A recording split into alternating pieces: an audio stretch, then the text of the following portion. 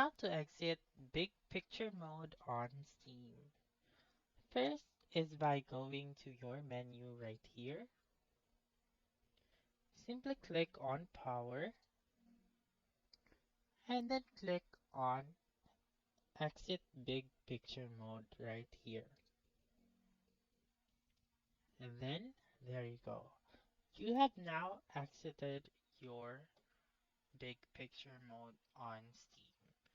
Again, you need to click on Menu, click on Turn Off, and click on Exit Big Picture mode. So that's it.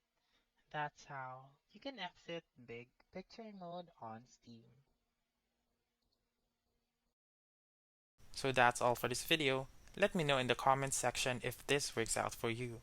For more helpful tutorials like this, please subscribe to our channel and don't forget to click that notification bell. Thank you for watching and have a wonderful day.